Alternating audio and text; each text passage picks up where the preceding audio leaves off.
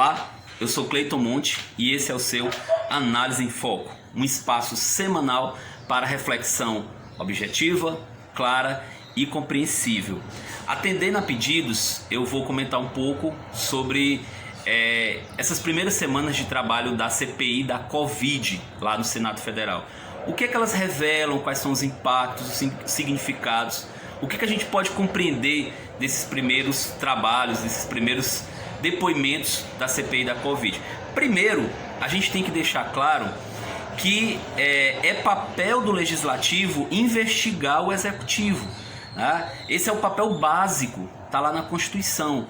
Comissão Parlamentar de Inquérito ela já deveria ter sido criada. Ela foi criada por imposição do STF. Então, é papel sim da Comissão Parlamentar de Inquérito fazer essa investigação do Executivo, principalmente quando a gente tem questões tão graves, mais de 420 mil mortos. Então você tem que ter essa investigação. Outra coisa, o que se argumenta, mas ali é um espaço político, ali não tem uma investigação técnica. Esse tipo de discurso desvaloriza e cria uma argumentação antipolítica. É claro que qualquer debate que seja feito dentro de uma CPI, dentro de uma casa política, esse debate vai ser político. Tanto por parte daqueles que são investigados, quanto por parte da oposição. Né? A casa é política e não há nenhum problema com relação a isso. Dá sim para ter um debate político e um debate técnico. Né? A CPI ela tem um corpo técnico de assessoria, ela pode requisitar informações dos órgãos de governo. Então, assim, não há nenhum prejuízo, não há nenhum problema de se fazer isso. Claro que você tem senadores que querem fazer um debate de ordem mais eleitoreira, mas isso, de certa forma, eles são pressionados pela imprensa e a população está acompanhando os trabalhos da CPI. Então, isso, de certa forma, freia um pouco esse tipo de ímpeto.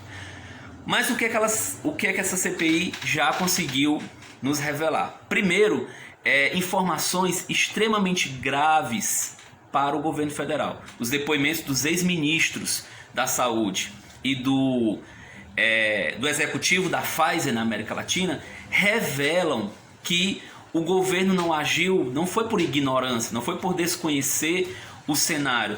Ele tinha acesso a informações, ele recebeu 5 propostas, segundo o executivo da Pfizer, tinha planos de coordenação e não executou. Então em várias situações você tem omissão, incompetência e por vezes até uma ação planejada de não realização de políticas sanitárias e de política de vacinação. Aí alguns vão revelar e vão dizer assim: mas tudo isso a gente já sabia, não tem nenhuma novidade. Essas informações do Mandetta, do diretor da Pfizer, enfim. A novidade qual é? É que isso passa a ser falado em um espaço de investigação, em um espaço formal em que os depoentes eles têm a obrigação de falar a verdade.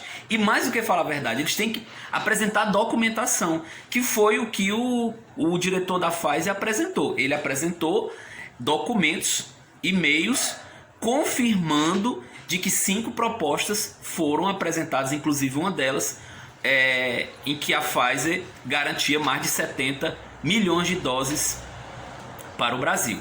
Né? Então, essas informações elas vão ficar sempre gerando crise no governo. Essa CPI ela vai perdurar. Esses escândalos eles estão todos os dias sendo colocados diante da imprensa.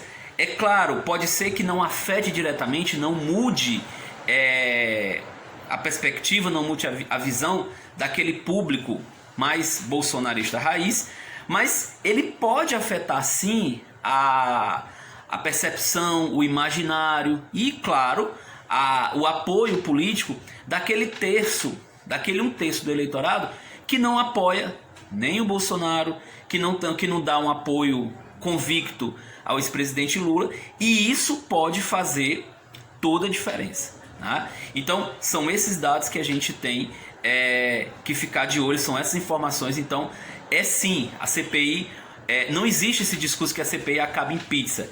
Essas investigações, elas são sim fundamentais, porque elas mostram uma radiografia do que aconteceu e do que está acontecendo no âmbito do governo federal.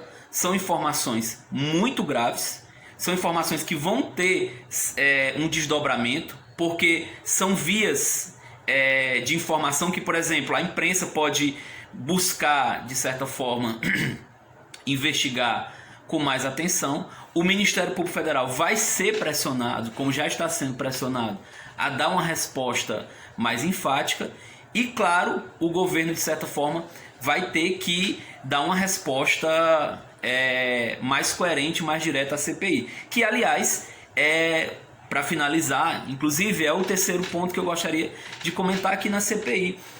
Os senadores governistas ainda não apresentaram uma argumentação coerente, articulada, que pudesse desestabilizar os depoimentos, né? Ainda não houve, claro, o Planalto está montando uma tese, essas teses são partilhadas pelos senadores governistas, mas isso não teve um efeito de gerar vitórias, digamos assim, de gerar resultados positivos para o governo federal. Então, realmente, o governo tem que melhorar, o governo Bolsonaro, se quiser realmente reduzir danos na CPI, tem que melhorar a qualidade dos seus questionamentos, dos seus pontos, dos seus contrapontos. Não adianta somente desqualificar o depoente.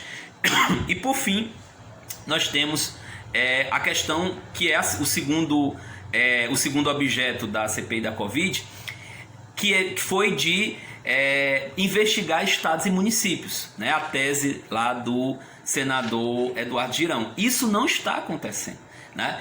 Não está acontecendo porque os outros senadores não compraram essa ideia, porque informações de supostos desvios, superfaturamento não foram apresentados pelos depoentes.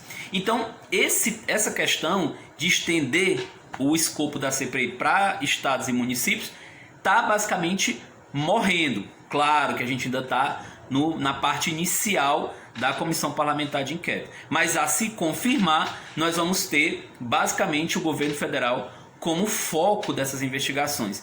Os governistas não conseguem aprovar requerimentos trazendo os governadores e os prefeitos para a discussão. Ok? Esse foi o seu Análise em Foco. Voltamos na próxima semana com mais uma discussão, uma reflexão política de fatos da semana de uma forma bem compreensível, bem acessível. Ok? Grande abraço.